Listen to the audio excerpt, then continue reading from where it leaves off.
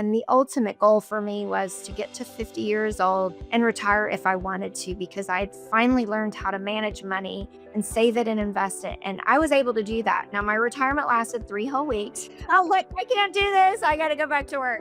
But it was the option, and money has a lot of evil behind it, and people think it's, bad. But I will tell you, it's freedom. It's freedom when you don't have to worry about where every dime's coming from, and that you're profitable. That's a blessing and a gift. Hello, dear listeners. It's that time again when we stroll through the paths of ambition, desire, and success. Welcome to the Dare to Declare podcast, where we explore the enchanting world of giant manifestors who've turned their visions and goals into the stuff of legends. I couldn't help but wonder, how do some people create the lives they've always dreamed of? Is it the magic of manifesting, the power of perseverance, or perhaps just a dash of serendipity? Well, dear friends, grab your coffee cups because we're about to spill the tea on fascinating journeys of those who dare to dream big and make it happen. Join me as we sip on success stories and ponder the ever-enticing question, can we all manifest our dreams into reality, or is it just an urban fairy tale? I'm your host, Debbie Sleuth, and I'm here to guide you through the labyrinth of achievement with heart and soul. Ready to dare to declare? Let's get started. Well, hello, everyone. Welcome back to this episode featuring Kendra Cooke.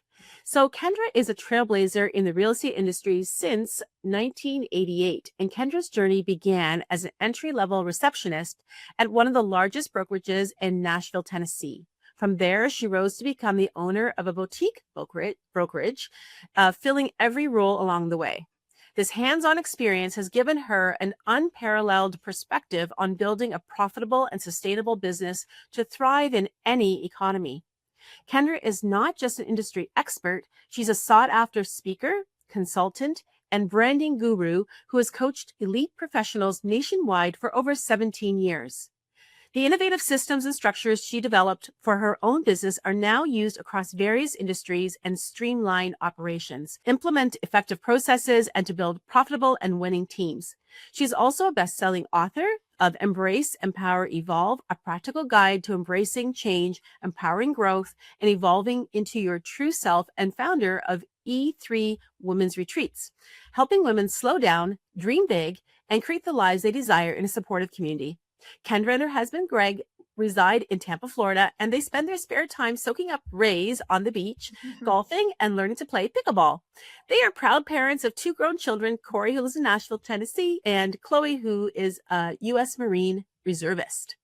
Welcome, Kendra. Thank you so much, Debbie. That's a long mouthful, but I appreciate you reading it. Thank you so much. Isn't it fun to hear it back once in a while? We forget to give ourselves, I tell my clients all the time, sometimes we have to high five ourselves, but I forget to high five my own self sometimes. So that was fun to hear you read it. It is. I have the same thing. I always want to say, Cinderella, bippity boppity boo. It just feels so magical. And when you look back and think, wow, 17 years. Yes, I did start at entry level, and it did give me all that experience. So let's dive right in, because one of the things it says in there is that you're a speaker, and that's how I met you. You were speaking on a TEDx stage. So tell me how that came about. Yes. So when I left the real estate world in 2017 and went into coaching full time, I'd been coaching for several years. I spent the last 6 years really building up a coaching industry. And there was always that little thing in the back of my head, the TEDx would be beautiful on your resume. The TEDx would open some more doors. And so I just really kind of put it out in the universe that it was on my goal sheet with my own personal coach. And she's like, you could submit many applications. It could take you 5 tries, 10 tries. There are people who have been trying for years and years. And even there are industries now where they help you build your application to get accepted into a TEDx.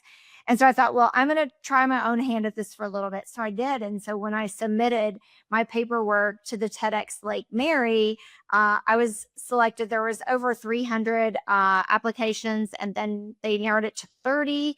I went through the interview process, and then they got it down to 12. So I was on the TEDx stage, and that's where you and I met. Yeah. So congratulations on that accomplishment. That's huge. Simply, as you said, having the idea and then going after it. I mean, so many people, they're like, that's a great idea. And then they don't do anything with it. Right. And the fact that that's part of the accountability piece, right? Is, people say you're a coach, you have a coach. I'm like, Absolutely. It was funny. My husband and I were just talking about this recently. I said, I don't know what I'm going to do for a coach next year. He goes, you're going to have one. He knows I'm better with a coach. As a coach, I know people are better with one, but I think that the accountability, to say, hey, I want this out there. And then somebody to say, what are you doing to move towards that goal? And I think as women, especially, we're pulled in so many different directions that a lot of times we're the ones who quit on our dreams. And we're making sure our kids hit their dreams, or our coworkers were hitting their dreams, or our spouse partner is hitting theirs. And we forget that our dreams kind of go to the back burner. And so, in this season, I'm really in that I want to pursue my own dreams and not quit on them. So good. And as a leader, when you show up, you give space for others to do so as well. And actually, you told me that you have a mentor and you speak with her every day. Yeah. How did you find her?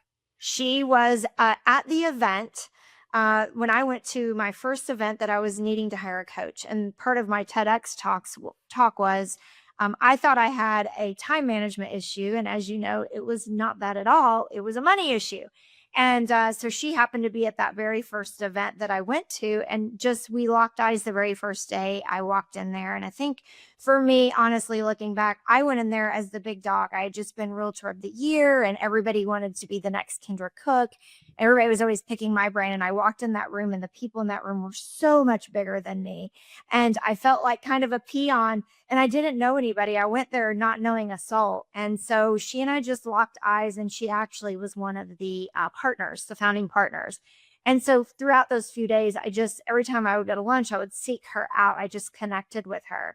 And that was in 2005, and we're in 2025. So for 20 years, she has been mentoring me. And people ask me that all the time, like, why her? And I said, you know what? She carried herself the way I wanted to carry myself.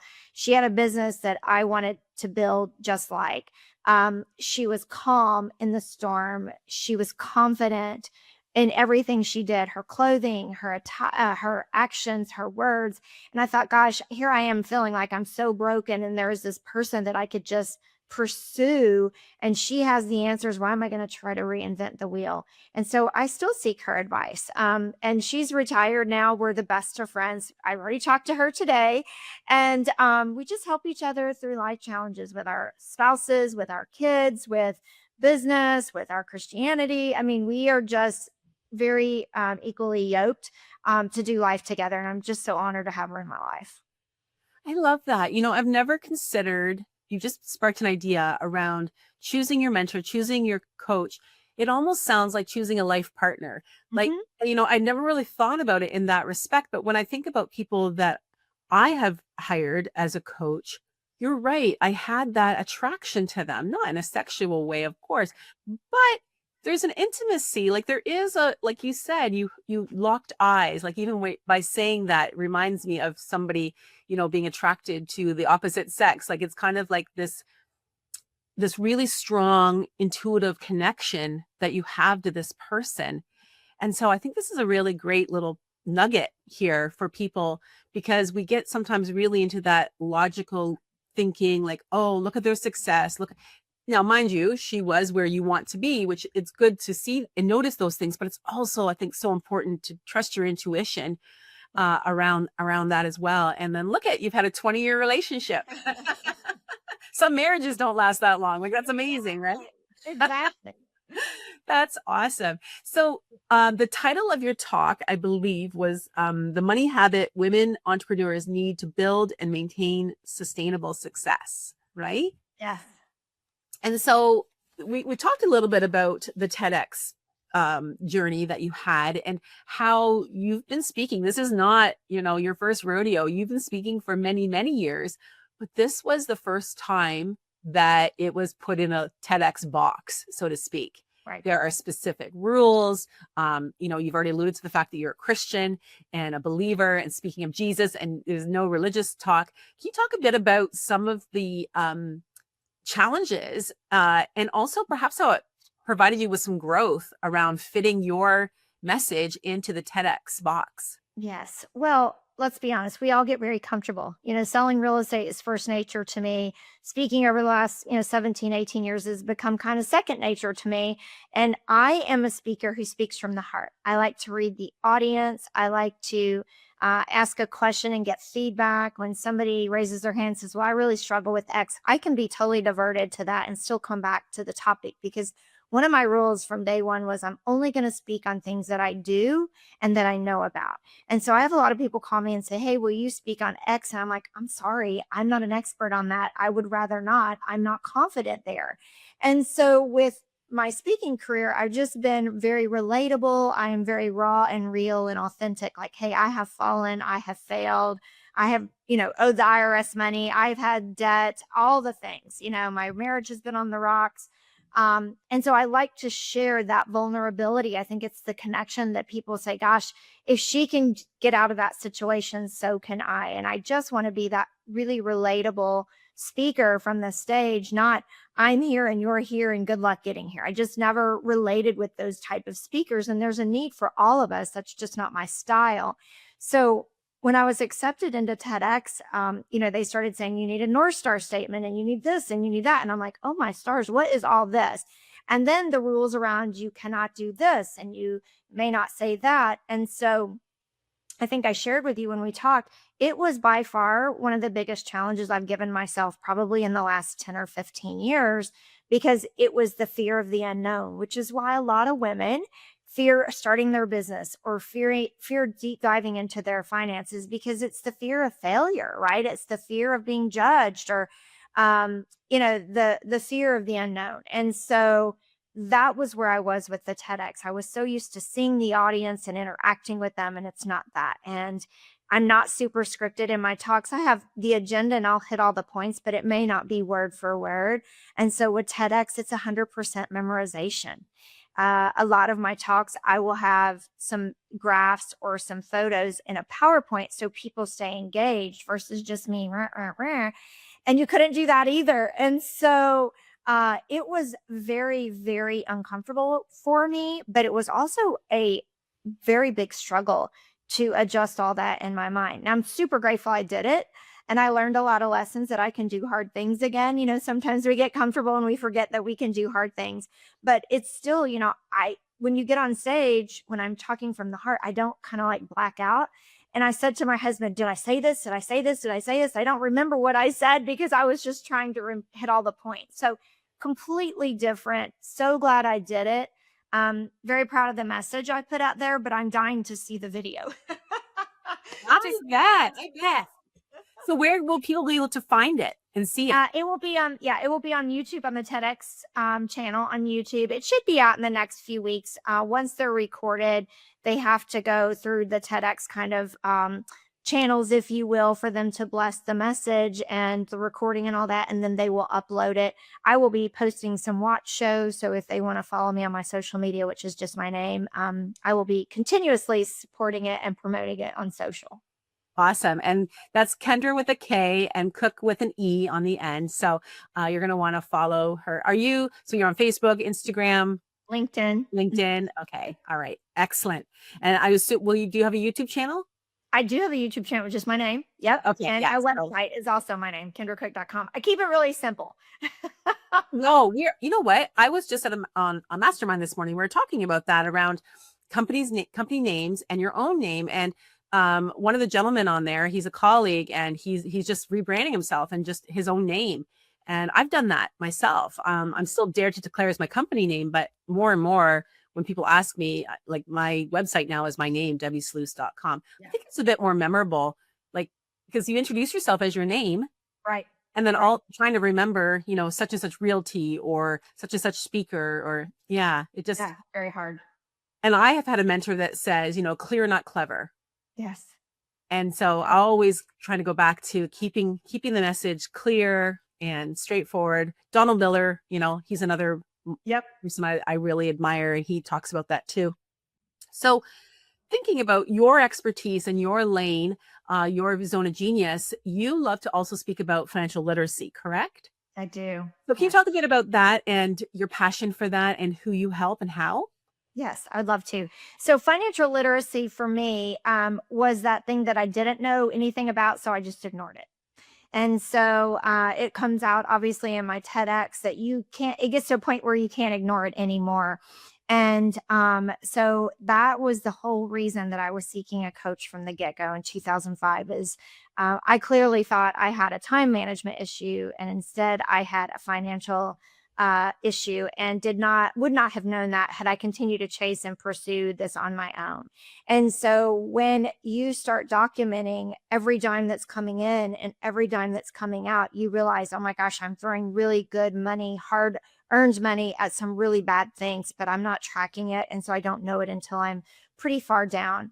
And so in real estate, we had really great markets and we had really bad markets. And so for years, I just turned a blind eye to the money and just kept thinking I'll just work harder. I'll make more sales calls. I'll knock more doors. I'll do all of that. And it finally caught up with me. And so for me, that was a big aha in coaching is you have to pay attention to the money, right? As a business owner, there are 4 really core pillars of our business, the administration world, the technology, sales and marketing, and finances. And finances is usually the first one that we go, oh, I'm going to ignore that, right? However, 1 in every 5 small businesses fail due to cash flow because we ignore that. And so for me, once I learned how to do a profit and loss statement and a personal budget and marry the two with my husband, we do it as a partnership. It absolutely changed my world. And from then I said, you know what, I am very passionate about this. And I want women to have a safe place to come and say, hey, I've got credit card debt, or I don't know what a P&L is, or, how can you help me? And so that I spend a lot of time with ladies that are small business owners, entrepreneurs, and let's get raw and real. Let's get honest. And we can fix anything once we're aware there's a problem. It's the awareness that we tend to ignore. And the little mountain becomes this huge, cliff because we've ignored it so long. So the women in my mastermind, I get to talk about finances. I do women's retreats. We can talk about finances. But if somebody has a general question, if you'll just send me a DM, like, do you have a form I can use? Absolutely. Or I put a lot of money tips out. I just think that for so long, it's always been my husband takes care of that, or, I've got an accountant that takes care of that. And let's be honest, people aren't always honest. And then when you don't know what you're looking at and you're like, hey, it looks great, you may be being taken advantage of. You may not really have the money that you think at the end of the day. And so I just really want women to know that it is okay to be a money expert and to know where your money's going and how to save it so you can retire. And the ultimate goal for me was to get to 50 years old and retire if I wanted to, because I had finally learned how to manage money and save it and invest it. And I was able to do that. Now, my retirement lasted 3 whole weeks. I can't do this. I got to go back to work. Oh, that's funny. It was the option, and money has a lot of evil behind it, and people think it's, bad, but I will tell you it's freedom. It's freedom when you don't have to worry about where every dime's coming from, and that you're profitable. That's a blessing and a gift. For sure. When I'm hearing you speak, I think of myself, and also just the way I was raised. And even though I worked outside the home, all of our personal stuff was taken care of by my husband. And I remember being on a shopping trip one time with a girlfriend, and she's like, you don't have your own credit card? And I was like, no. She's like, we're going to change that. Like, here I am running like $1 million business, like, for a not-for-profit. And I was, I was making my budget for my board of directors. I was doing all the things at work, but I really wasn't aware, and I didn't have my own credit. So really taking ownership of that has been a really big, big shift. And then also now starting my own company, and also advocating for myself. So like you said too, like my bookkeeper, originally when I hired them, I was like probably their only coach. Like, so, cause this is a different type of business. I have international clients and it's service-based. And so there was like where I wasn't paying taxes and I didn't know, and they didn't really, because I didn't ask the questions. So all of a sudden I owe this huge bill of tax. I was like, oh my goodness, like it could have put me under. Right. So it's about having the courage to ask the questions, to, as you said, educate yourself and all those things.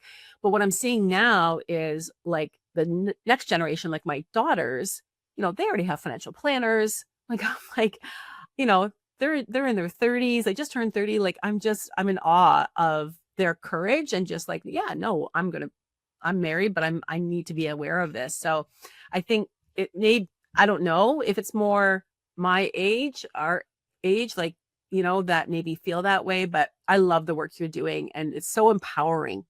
Yeah, it is. And I think a little bit too goes back to our parents. I know my mom and dad are both going to be 80 next year. And I already see, that scarcity mindset of I have to hang on to everything. You kids might want it. And working them through the fact that, hey, our generation and definitely my kids' generation do not want stuff.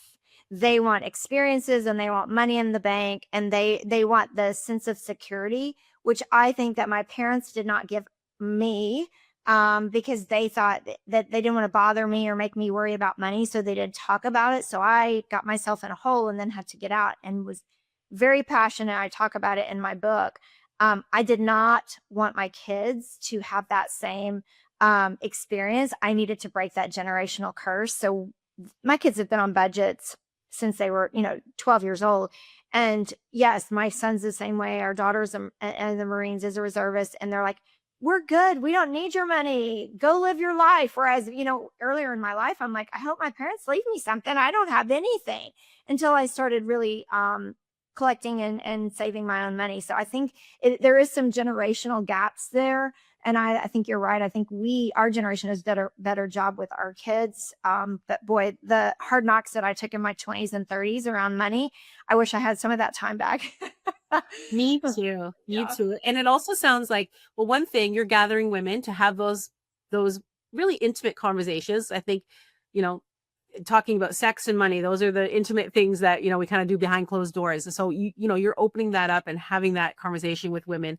But it also sounds like you've surrounded yourself with incredible people, like a coach, your mentor, your husband. And then you shared a story with me, which I think is really, really telling of the people that you have around you. When you were going for your TEDx talk, you had dressed a certain way, you got styled, and then the jewelry was too noisy. Yes. Based on the microphone. And so you had to take the jewelry off. So can you share that story with your girlfriend and how she bailed you out? Yes. The people you surround yourself with definitely matter. Like the tribe for women and men too, are just, I know men's tribes are usually a little bit smaller and women tend to have a little bit bigger group, but man, the people that elevate you and lift you up mean everything. Right. And so I have a stylist and she's like, okay, we have your dress. It's a partnership, two ladies, and they had picked out the dress and the boots and all the things. And they got this fabulous jewelry for me. And it was like a solid colored dress. So it needed, some color around my neck and in my ears. And we were told it was going to be a lapel mic, which was great. It would just hook onto the dress in front of my necklace. It wouldn't be a problem. And so when we get there, we're doing mic check and they put the mic over the ear and they taped it to my face and it kept hitting my earring. And then, the wire was going down the back and it was rattling so they're like, you have to take your jewelry off. And I'm like, what? Like, what are you talking about? And so I was This is an outfit. This is an outfit. It's the package. What are you doing? And I was about to have a little bit of meltdown. And so it was time to take a break and we could come out from backstage. And so one of my sweet friends that lives here in Tampa, she makes jewelry. And I ran up to her and I'm like, do you have some stud pearl earrings or anything? And she went to her car, she dug around and I think she took them out of her ears and literally gave me her earrings to go on stage. So I'm like, Sarah, a part of your outfit was with me with my outfit. And that's just what we do, right? When your friends call, when your lady friends call and they need a bailout, you just bail them out. And so it is a sisterhood. I do believe it's a movement of how women are just beginning to elevate one another. Because there was a time in my career, I felt like I was on an island. And it was, the dog eat dog and, we're competitive sales and we're not going to support each other. And, we're not going to tell each other our secrets. And so when I found this mentor and this coaching company, I was like, these are my people. We want to collaborate. We want to elevate and we want to inspire and impact one another. But I felt like at that season of my life, I didn't have that. And so I'm very, very committed to bringing women together that do those things. And so through my retreats, I always have group texts going with all my girls from the retreat. And it's just, hey, pray for me. I'm having a bad day. Or I bought this book. You guys should get it too. Or I just got this hack on Amazon. You guys should check it out. And it's really just a place that we can just really help each other grow and be our best selves, but also be raw and real Right. with each other. Yeah. So I hear you, like, as you're speaking, thinking about this blending. So not balancing life, but blending business and personal life. And now that you're in sort of your encore, that's what I call my retirement, my encore. Absolutely. How do you manage to blend your personal life with your business life? Is there any tips you can leave with the listener? For me, I am very intentional about my schedule. And so I do my best not to put on makeup on Monday and Fridays. That's just my rule for myself. So I do most all my Zooms, my coaching, my speaking on Tuesday, Wednesday, Thursday. And so because there was a time in my life when I was working 80 hours a week and sneaking out of bed at night to go back to my office and work. And I just, kept making commitments and promises to myself and praying that if you'll just get me to a certain position, I will slow down. And when you get me to the next hurdle, I promise I'm going to slow down. But, when we make those promises to ourselves and we don't keep them, then how do we expect other people to trust us when we make a commitment or a promise to them? So I'm pretty adamant. I'm up without an alarm clock every day. I'm very committed to my morning routine. I know that what I put in my bucket in the mornings comes out in my well throughout the day. And so I have a very regimented morning routine. Even when I'm traveling, I just feel better. Right. And I stick to those Tuesday, Wednesday, Thursday schedules. It doesn't mean on Monday or Tuesday, I might not write a talk or work on a PowerPoint or balance my checkbook. It just means I give myself permission to be in my pajamas or my workout clothes or whatever 2 days a week through the work week, which forces me to be very on purpose Tuesday, Wednesday, and Thursday. So, I work at home. I'm a sole proprietor. I'm here by myself. And so it's very easy for me to say, oh, I'll go throw in a load of laundry. Nope, that's Monday or Friday, And so you just start making promises to yourself and commitments and stick to them. I would say that's the best way that I blend them. I also will tell you, you got to have a hobby. As women, I think that for so many years, I didn't have any friends, much less a hobby. Like I worked all the time. And I woke up one day and was very lonely and a sadness, if I wanted to call a girlfriend and go do something, but every time they called me, I was too busy. And so I had to start being the friend that I wanted others to be to me. And so I encourage you to make time for yourself. If it's a walk around the block with a friend, a lot of my friends live out of the state. I retired and moved here 2.5 years ago. So I don't have a lot of friends in Tampa. So we do Zoom wine nights. We do Zoom coffee mornings. I do a virtual Bible study that we all hop on. And so I get to see them that way. So I would just tell you, be intentional, figure out what spots, and maybe you're still working full time if you're listening to this. And maybe it's just an hour once a week that you can do something for yourself. But remember, ladies, you can't pour from an empty cup. So it starts with us. So protect your peace in your own time, and you'll be better for it for everybody that calls on you or requires something from you throughout the day. Wonderful advice. Thank you for that. So as we close up today, is there anything else that is on your heart that you'd like to share? You know what? We talked a little bit about high-fiving yourself and really being your biggest cheerleader, protecting yourself. And I would tell you, pick a word for the year. I'm one of those people that pick a word every year. This year it's been intentional. I've been very intentional about the speaking events I did, the women I want to hang out with, the places that I've gone. And I can tell you that I exceeded all my goals. And this wasn't the first year that I picked that word. In the past, I've had simplify when my kid was moving to college and we had the big house. And that's really when it started for me was in 2016. My husband brought a block of wood home and he had somebody write on it, simplify, because we were in that simplifying process. And for me, it felt like hell on earth. Quite honestly, I was downsizing the big house, which was our dream house. And we were getting rid of a lot of treasured things that wouldn't fit in the new house. My son was leaving. It was a tough season. And he gave me that word. And since that year, I've picked a word every year. And I won't tell you that everything will be perfect, but when you keep that word top of mind in everything you do, the appointments you take, the people that you surround yourself with, the places that you go, when you pick that word and you stick to it, growth happens. And growth doesn't always mean bigger. For me, growth means better. So I'm going to challenge your listeners to pick a word. I have not picked my word for 2026 yet. I got a few rolling around in there, but I would just encourage you to pick a word and just put it everywhere and just stay focused on it for the year. Ah, so good. So for my listener who has listened to multiple episodes, you know that actually what you're speaking about, Kendra, is one of my signature workshops. Yeah. So I call it a power word. Mm-hmm. I've coined it that. So I love that you're encouraging people to do that. My word actually for 2026, and for those of you who can see me on YouTube, is diamond. I am a diamond. And I've got the word joy spelled in French here.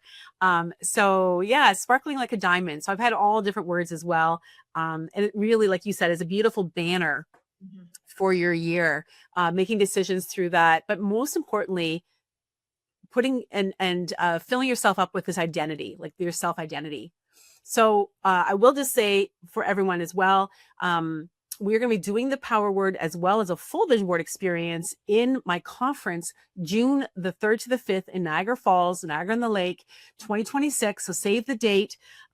We have an early bird going till this episode will be dropping probably in the new year. So you may not have much time to get in on the early bird pricing, but it ends the end of February, the early bird pricing, and you're going to be shocked by the value. And my keynote is Brian Proctor. So it's Bob Proctor's son, who was in the movie The Secret, all around manifestation, all around vision boarding and so forth. So yeah, so you're going to definitely want to come to the Dare to Declare conference in June of next year. You can find that on my website, debbisluice.com. There's a drop down there for the conference. So Kendra, thank you so much for being here. It's all about being in the right room. And I was in the right room. I got to hear you. It was a decision I made only 24 hours prior. I just heard about this TEDx event. Nothing's by happen chance. God definitely put us together in this room. I got to hear you, invite you to this podcast. And I'm just so grateful that you accepted and that you got to share this beautiful message with us today. Well, thank you. And I look forward to us collaborating more. I put the date down, so I'll double check and see if I can't visit you at this event or one of your events soon. So thank you so much for the opportunity. I'm so grateful. Thank you. And before we leave, remind people again, where can they find you?